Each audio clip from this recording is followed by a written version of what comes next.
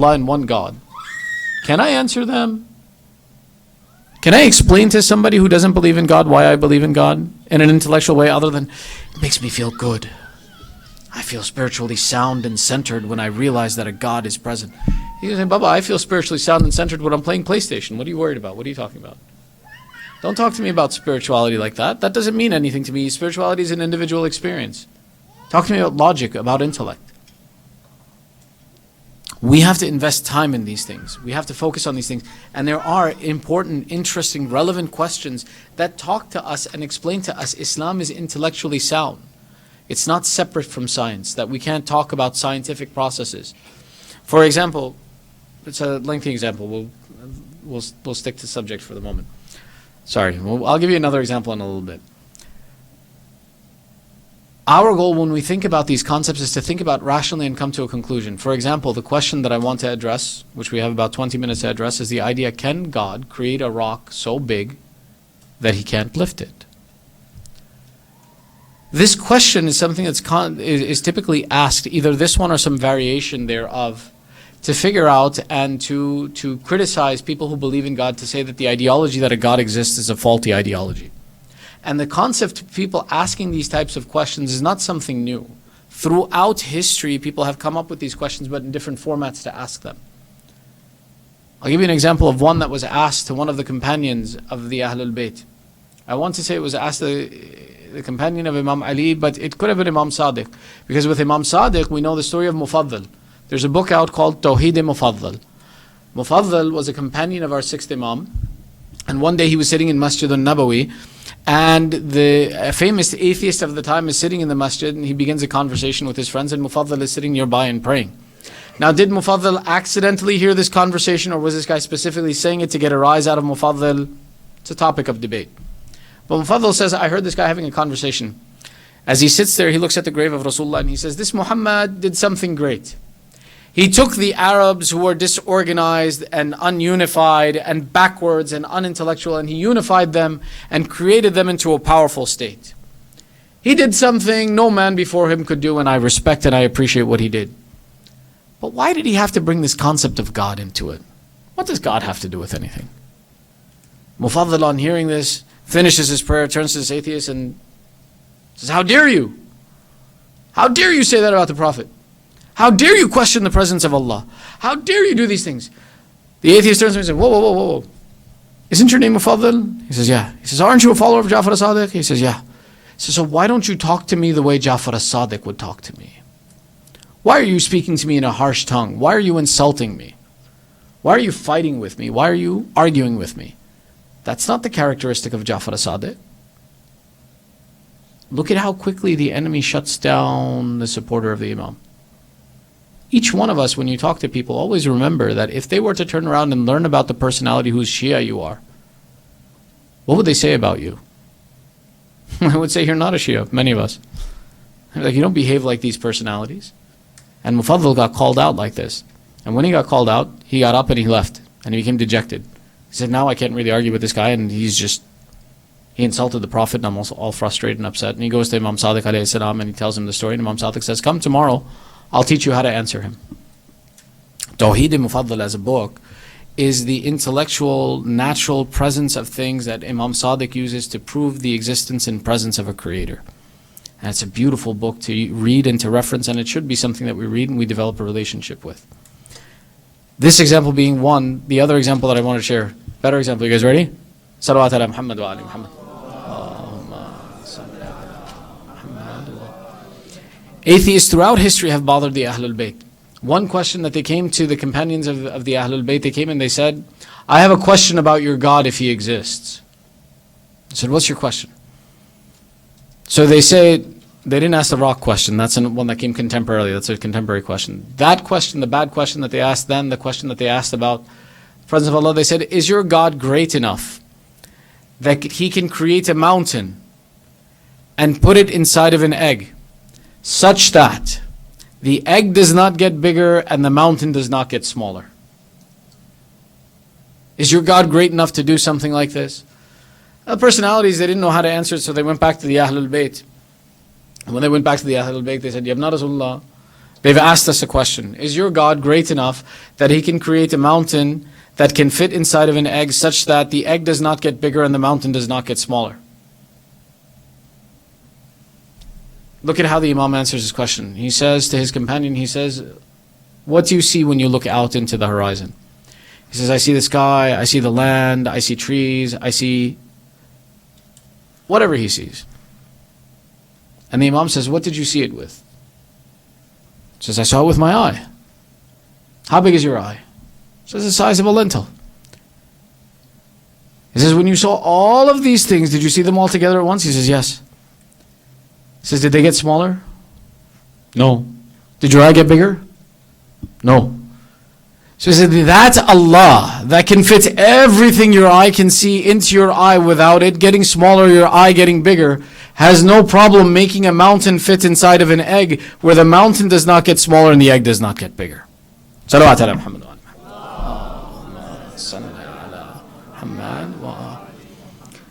Our responsibility is when we understand the might, the majesty, the characteristics of Allah, we start understanding how to address questions like these. We start understanding how to talk about Allah. We start understanding how to appreciate the oneness of the Creator that's present and seeing the order in His creation. Traditional individuals in our society who have a problem with religion and creationism have a problem with Christian creationism.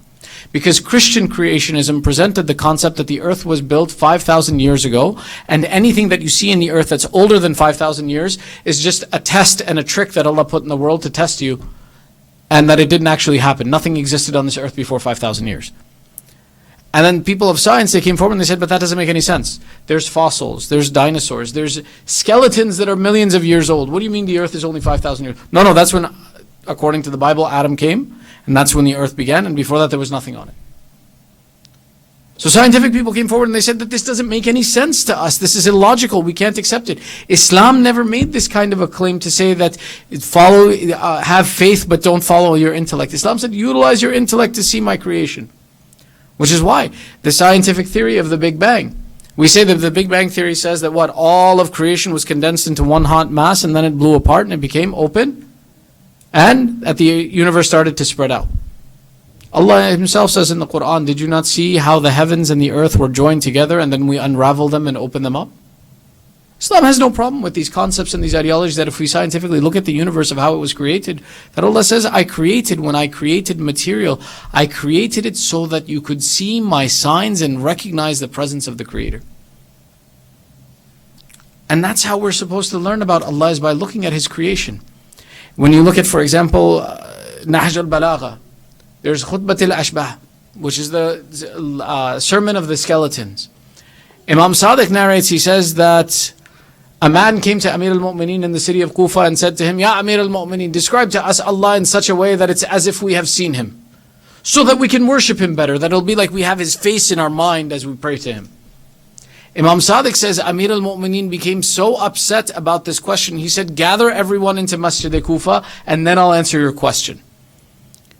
And Imam Sadiq says when the people heard that Amir al-Mu'mineen is going to answer this question, he's angry. They said that they filled Masjid Kufa to the extent where it was packed to the doors. And then Imam Sadiq says that Amir al-Mu'mineen started to answer this man's questions while his face was still red from anger because of the question. And it's a whole sermon. I'm not going to repeat the whole sermon to you here. You're okay. But I'll tell you the point that he makes. He says, "O person, this question that you have about what Allah looks like is something that shaitan put in your mind and comes from your imagination." He says, the intellectual one is who recognizes that Allah is beyond description and comparison, and He exists beyond the bound of what our mind can encompass and understand.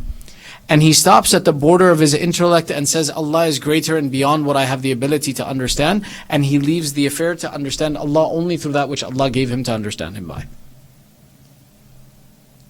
And it's a beautiful discussion, because then Amir al-Mu'mineen, it's called the Sermon of the Skeletons, because Amir al-Mu'mineen talks about the foundation and the fundamentals of how the universe was established and how Allah established His creation and how the universe came into existence and parts of the universe that prove the presence of Allah.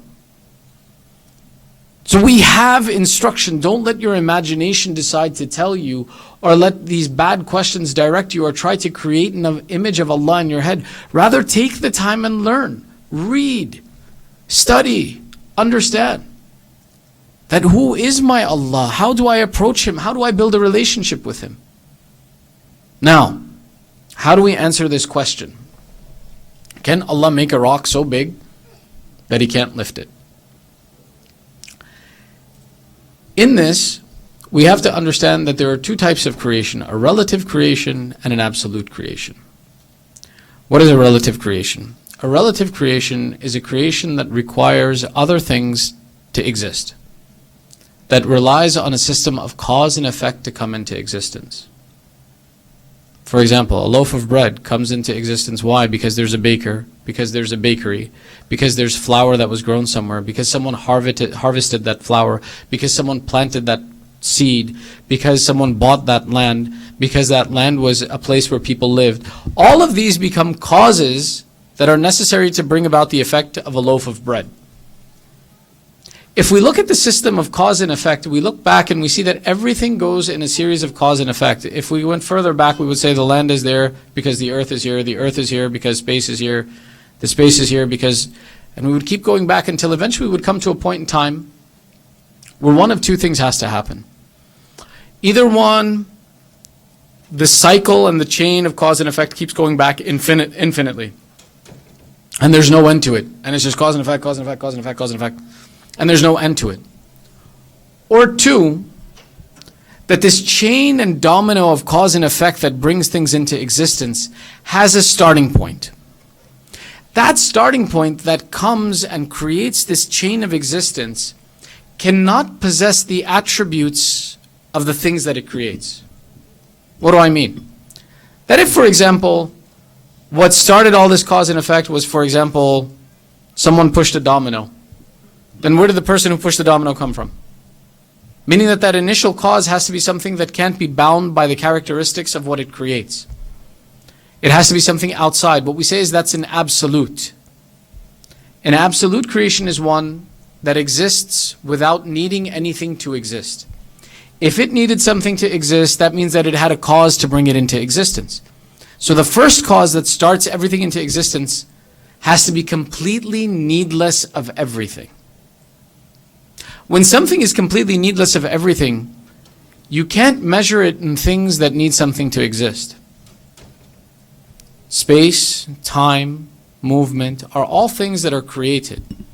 For example, when we talk about space, we know space is a creation because space means that if this exists, it came from somewhere.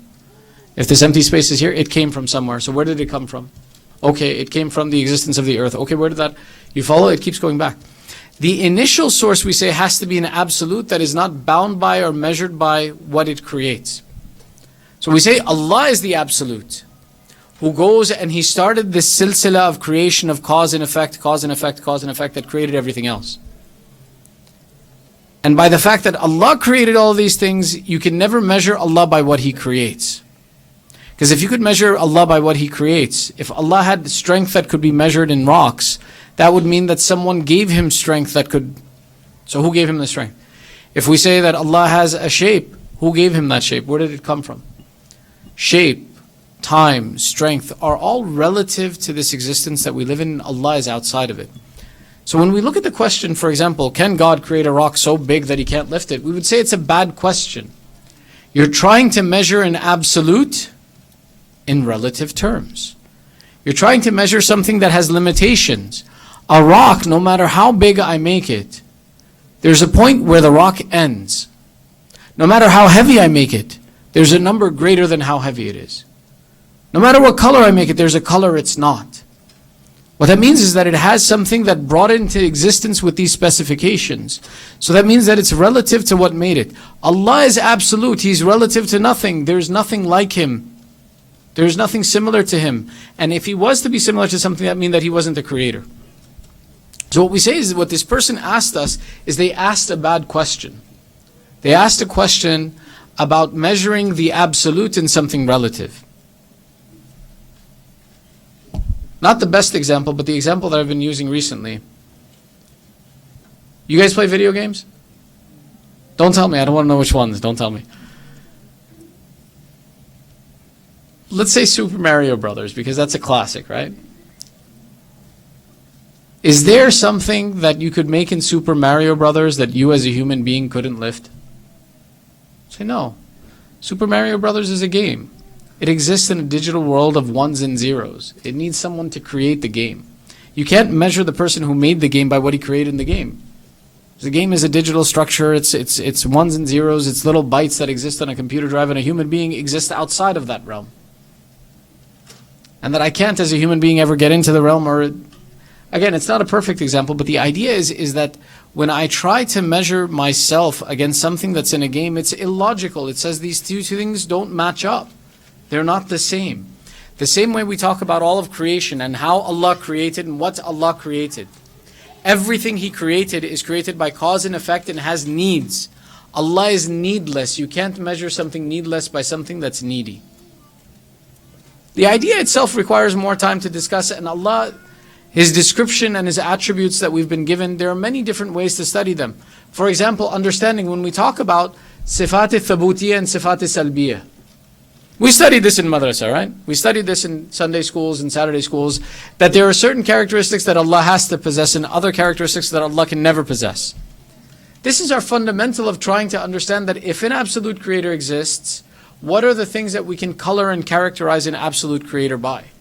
How can we get to know Him? How can we build a relationship with Him? But when we were taught these things, we weren't taught that, hey, this is how you understand it. We were just taught, okay, memorize these and learn them.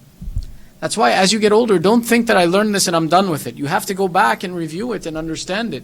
What's its significance to your life? These are factors that we have to pay attention to. And the importance of these factors is that they will give us back meaning for our actions. That they will give us back a relationship with Allah that makes sense and that attaches us to His true essence.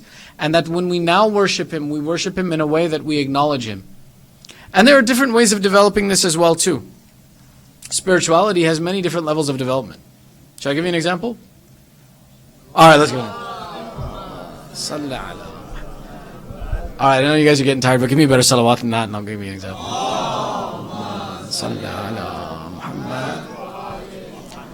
See, if you want to increase your spirituality, one aspect is the delving into this concept of aqaid. The other thing is that the Imams alayhimussalam, they did this work for us to explain and to make it into functional bite-sized pieces to build a relationship with Allah. There's a conversation that happens where, for example, a man who comes to spend time with Imam Sadiq, he says, I sat with Imam for 3 days and I saw something strange. I said, what did you see? He says, the first day I saw a man who came to the Imam and said, Ya Rasulullah, how do I increase my concentration in prayer? And the Imam said, when you pray, focus on your place of prostration. Concentrate and don't let your eyes wander. Don't look around to see who came into the room. Don't look around. Don't do anything else. Sometimes it happens, right? You walk into a room and the guy praying looks up like, what? The Imam says, don't do that. Focus and concentrate on your place of prostration. This is how you will improve your focus in prayer. Man says, thank you very much, and leaves. Next day, another person comes in and says, Ya Rasulullah, how do I increase my concentration in prayer? This time the Imam, this time I heard him say, pray as if it's your last prayer in your life. Pray in such a way that you imagine that you'll never get a chance to pray again in your life and that after this your life will be over, and this will help you concentrate in your prayer. Assume this is the last prayer that you have. He says, the third day I was sitting with the Imam and another man came. And he asked the same question. Ya Rasulullah, what's the question? Are you paying attention or not? Come on, what's the question? Okay, you're awake. All right, we're good. So now the Imam, hearing this question for the third time, Ya Rasulullah, how do I increase the concentration in my prayer? Imam says, pray in such a way that you're praying as if you could see Allah with your eyes. And recognize that while you can't see Allah, Allah is constantly looking at you and is aware of you. And when you are standing in prayer, you are standing in front of Allah and He is watching you. So this guy, after these 3 questions comes, he sits down and he says, Ya Rasulullah, I got a question for you. Same question, 3 different answers. Why? Same question, 3 different answers. Why? Is one right and one wrong?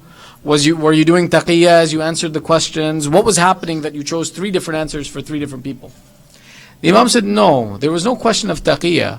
He says, we as the Imams of Allah, the hujjah and the authority of Allah on this earth, we don't just speak to speak. We measure the individual who comes to us and give them the guidance that they are capable of processing and understanding.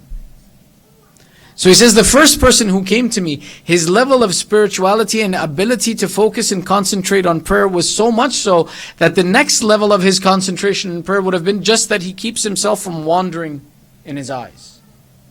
And this would have improved and increased his concentration in prayer. That was the capacity he had to process this information and improve himself.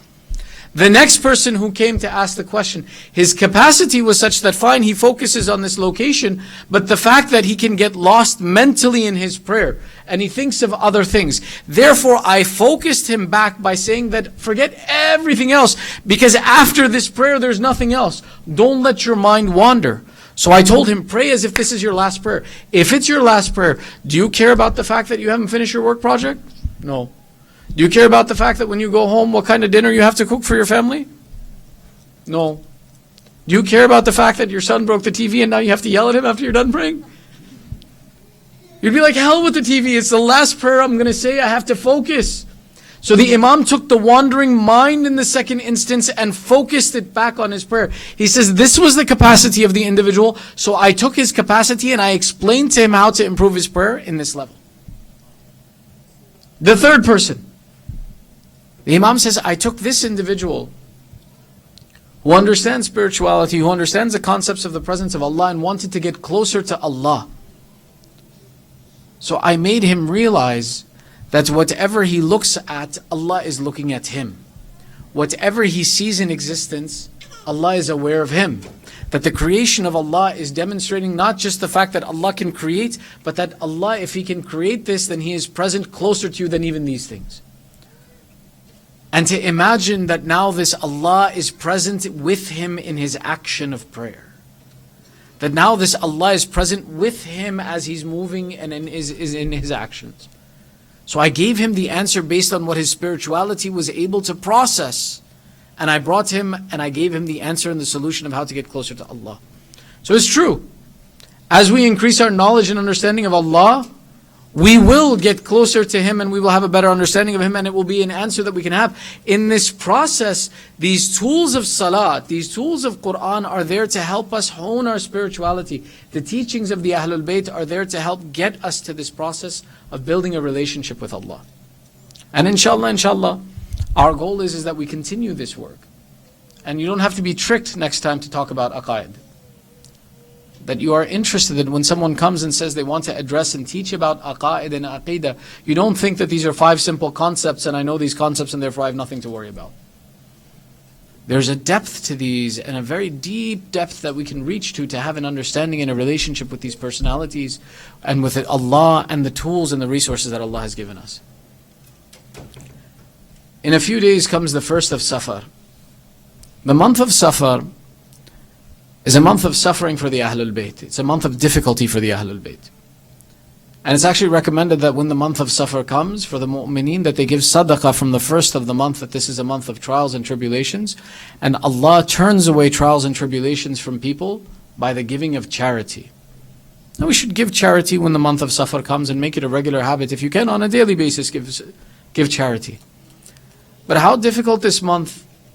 The first of Safar is a day within itself, which is a day of sadness for us, because it's the day of the reaching of the Sabaya and the women of the family of the Prophet to the city of Sham. That city of Sham, where when we talked about that, Imam Zainul Abidin was asked, you witnessed the murder of your father, you witnessed the murder of your brothers, you were taken as a prisoner and tortured yourself. What was the most difficult thing that you saw in this trial and tribulation that you went through? The Imam himself replies, Sham, Ash-Sham, Ash-Sham, 3 times.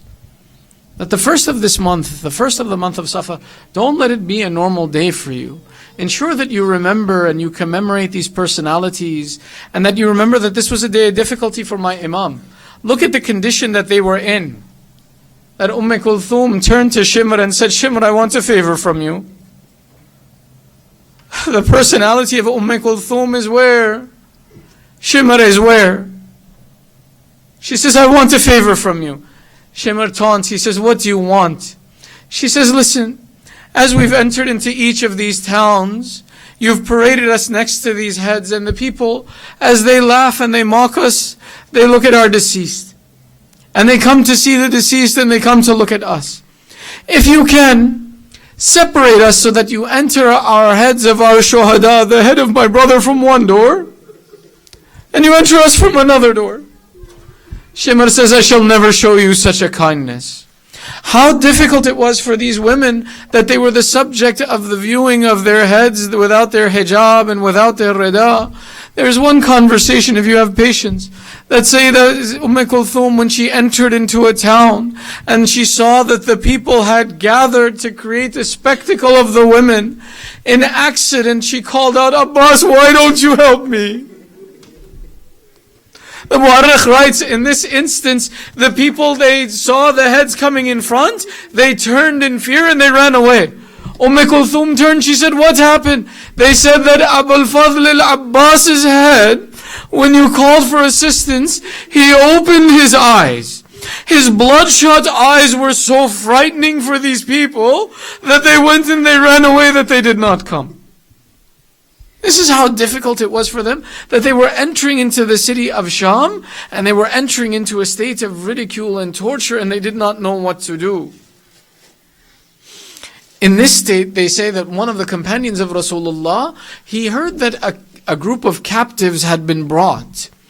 And he says, I did not know who it was, so I went to go see. He said that as I went out to see and I heard the people beating their drums and they were laughing and they were cheering, I looked up to see that maybe I would recognize who these people are who have come as captives.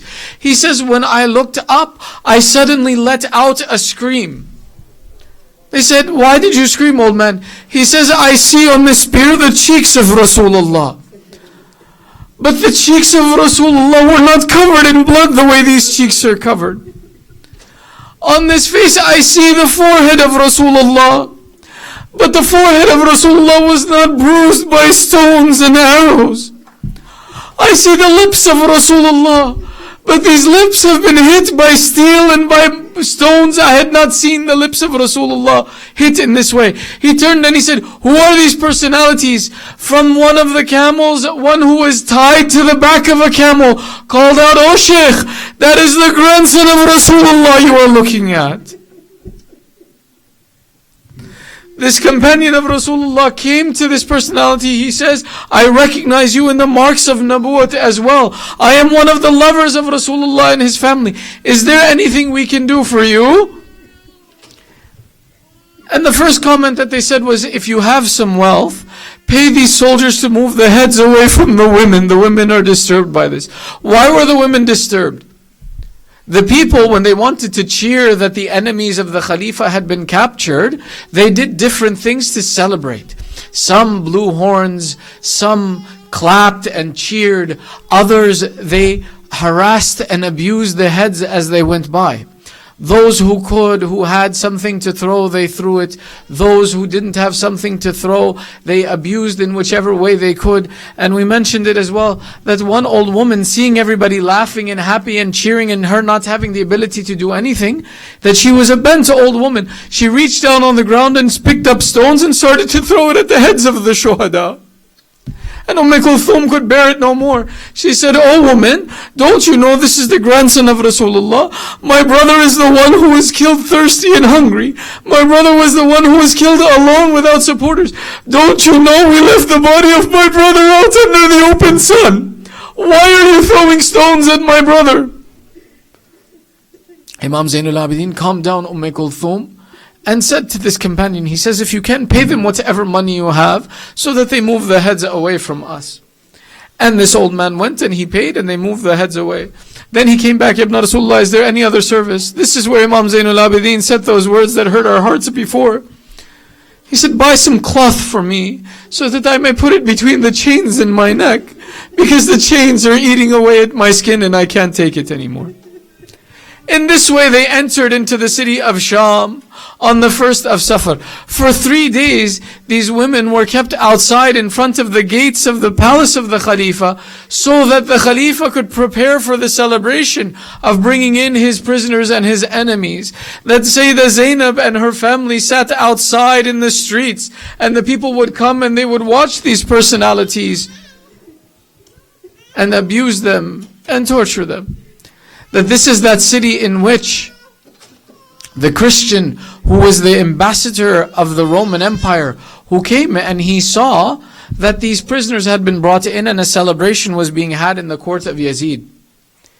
He said, "O Khalifa, I am the reporter from the Roman Empire. Why don't you tell me who these people are so that when I can go back, I can tell them in the court of the Khalifa there was a celebration?" They said, "Yes, this one, his name is Hussein."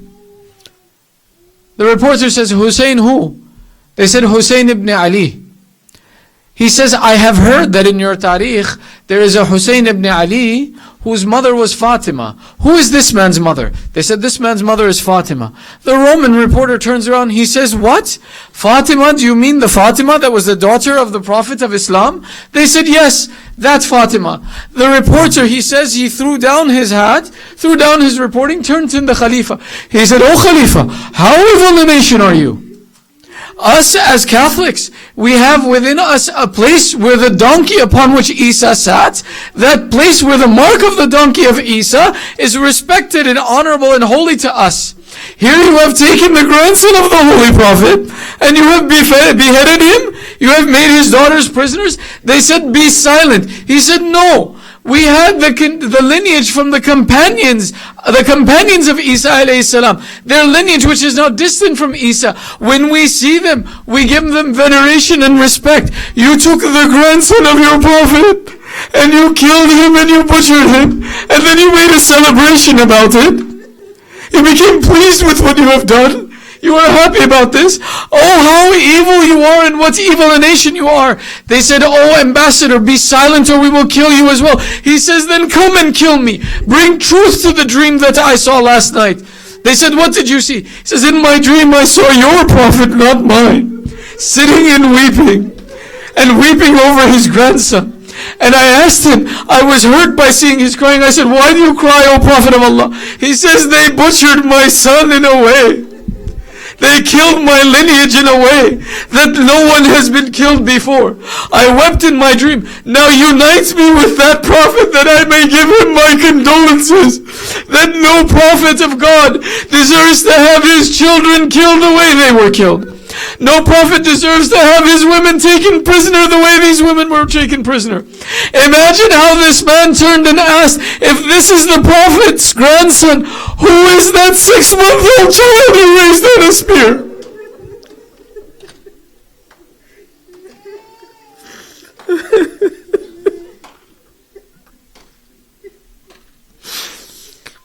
ألا لعنة الله على القوم الظالمين وسيعلم الذين ظلموا أي منقلب ينقلبون. We raise our hands in dua. Ya Allah, by the right of these tears, ندعوك باسمك العظيم الأعظم الأعز الأجل الأكرم. 10 times call out, Ya Allah, Ya Allah, Ya Allah, Ya Allah, Ya Allah, Ya Allah, Ya Allah, Ya Allah, Ya Allah. Ya Mahmud بحق محمد, يا أعلى بحق علي, يا فاطر السماوات بحق فاطمة, يا محسن بحق الحسن, يا قديم الأحسان بحق الحسين. O Allah, forgive our sins and cover our flaws. O Allah, accept this small ibadat from us. O Allah, give us tawfiq to be attached to Ahlul Bayt in dunya and akhirah. Oh Allah, those amongst our community who are sick, who are in need of shifa, amongst the mu'mineen around the world, amongst our family and friends, Ya Allah, by the mention of Masa'ib of Ali Muhammad, give shifa to the mu'mineen wherever they may be. Ya Allah, give aman to those suffering from dangers and threats. Ya Allah, keep our children on the upright path of Ali Muhammad. Ya Allah, by the right of our tears, hasten the son of Zahra. Make us from the upright supporters of Imam Zaman. And give us the shifa of Abu Abdullah in dunya and akhirah. Matam ya Hussein.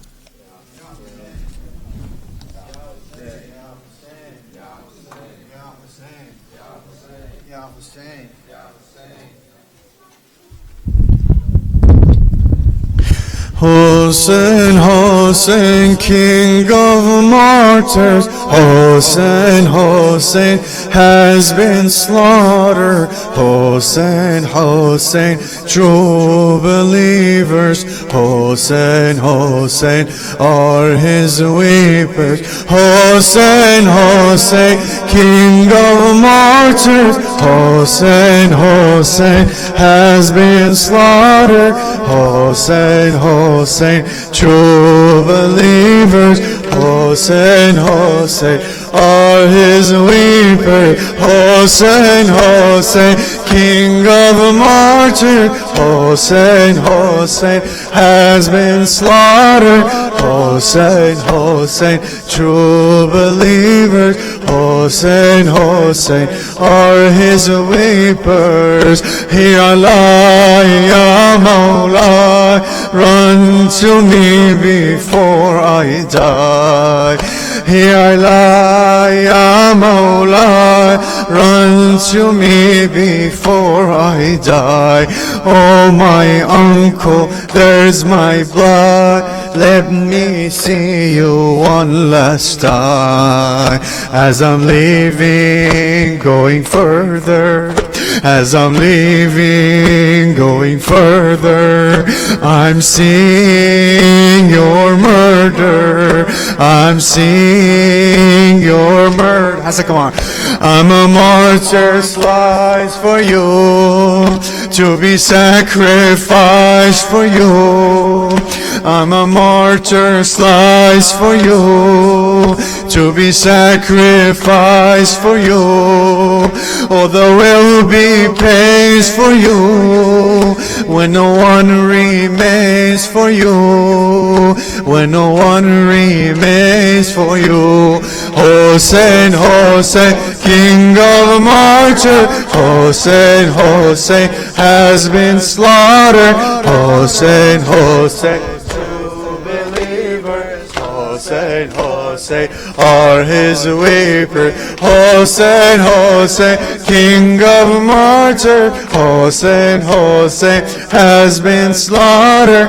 Hussein, Hussein, true believer. Hussein, Hussein, weepers, what the pain, Ya Hussein, while we die upon display. What the pain, Ya Hussein, while we die upon display. Where's Muhammad, where's Qasim, your soldiers so young been slain.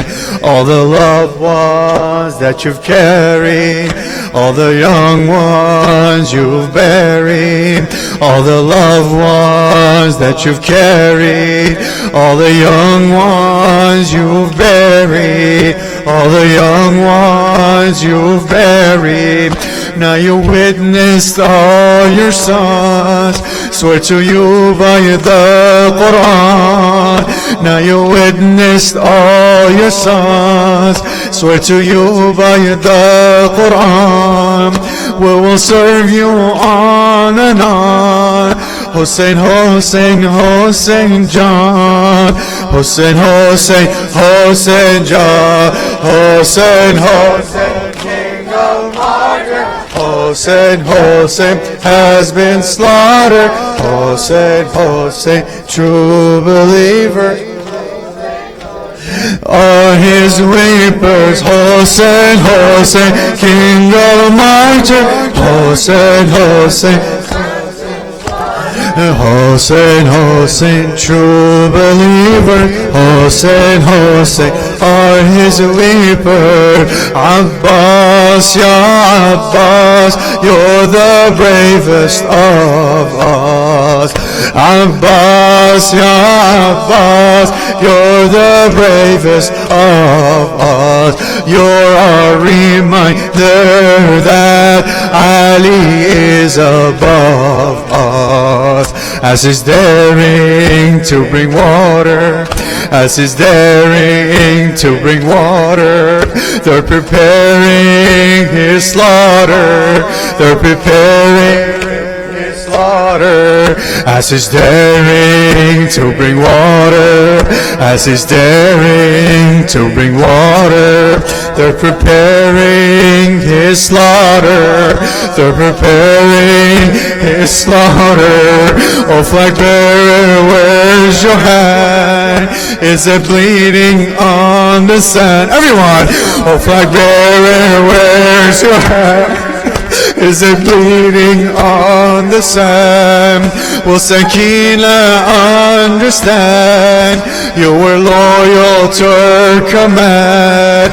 You were loyal to her command. Hossein, Hossein, King of Martyrs. Hossein, Hossein has been slaughtered. Hossein, Hossein, true believer. Hossein, Hossein, are his weeper. Hossein, Hossein, King of Martyrs. Hossein, Hossein has been slaughtered. Hossein, Hossein, true believer.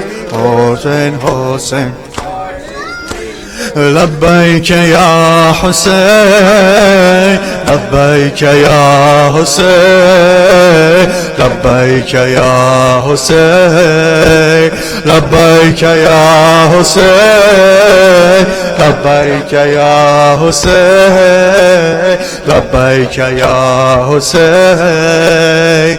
Wandering hearts don't waver, walking up to your Savior. Wandering hearts don't waver, walking up to your Savior. As you're visiting he who stood firmly on the plains. Where is Yazid gone? Come see now, where is Al-Hussein? As you're visiting he who stood firmly on the plains. Where is Yazid gone? Come see now, where is Al-Hussein? Leave all your world behind, let your sight be blind. Karbala will lead you the way. Listen to he who calls, let the tears free fall, and your pains will all fade away. Labbaika ya Hussein, Labbaika ya Hussein, Labbaika ya Hussein.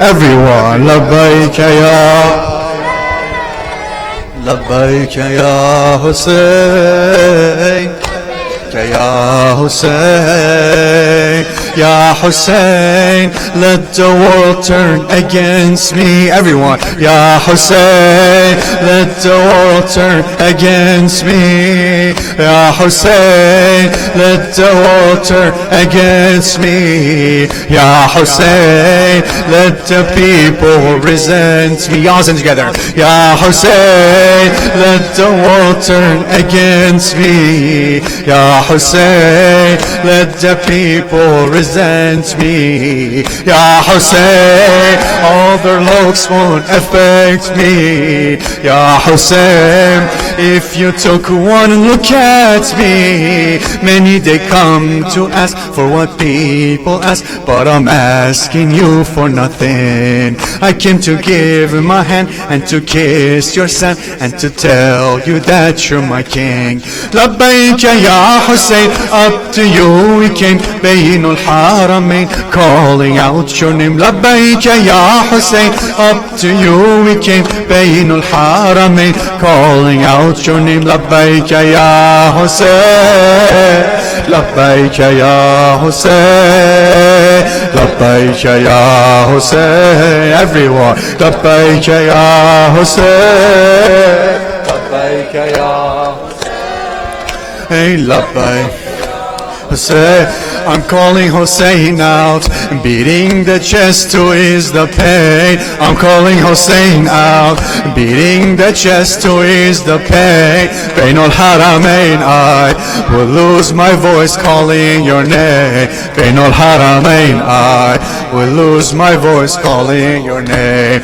I'm calling Hussein out, beating the chest to ease the pain. I'm calling Hussein out, beating the chest to ease the pain. Bainul Haramain, I will lose my voice calling your name. Bainul Haramain, I will lose my voice calling your name. Hussein, boy, Hussein, boy, Hussein, boy, Hussein, boy, حسین وای حسین وای حسین وای حسین وای take me to Karbala leave me there take me to Karbala leave me there take me to Karbala leave me there leave me there take me to Karbala leave me there take me to Karbala leave me there take me to Karbala leave me there leave me there Hussein oh, Hussein oh, Hussein oh, Hussein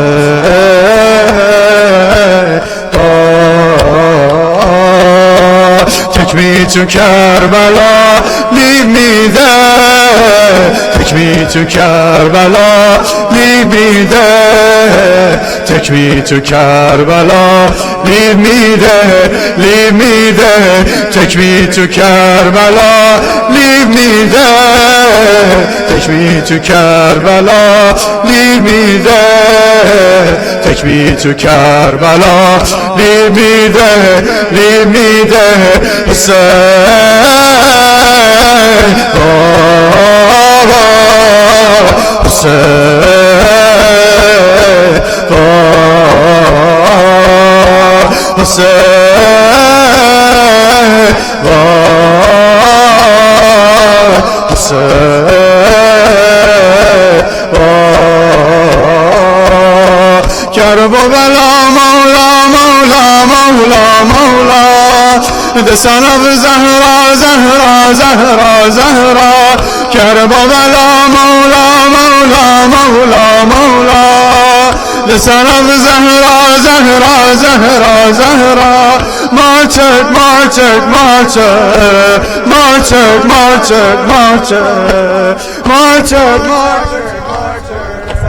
martyred martyred martyred نادى علي يا مظهر العجائب نادى علي يا مظهر العجائب تجده عونا لك في النوائب تجده عونا لك في كل هم وغم سينجلي كل هم وغم بعظمتك يا الله بعظمتك يا الله بنبوتك يا محمد بنبوتك يا محمد بولايتك علي علي علي علي علي علي علي علي علي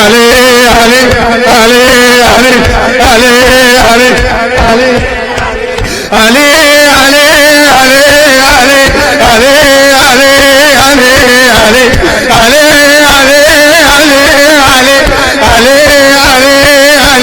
علي حسين حسين حسين حسين حسين حسين حسين حسين حسين حسين حسين حسين حسين حسين حسين حسين حسين حسين يا ابا الفضل يا عباس ابا الفضل يا عباس ابا الفضل يا عباس ابا الفضل ابا الفضل يا عباس ابا الفضل يا عباس ابا الفضل يا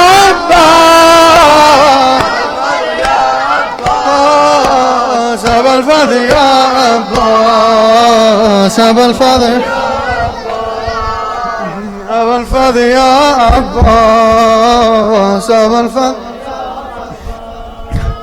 السلام عليك يا رسول الله السلام عليك يا أمير المؤمنين. السلام عليك يا فاطمة الزهراء سيدة النساء العالمين. Bibi John, if you visited this majlis tonight, Bibi,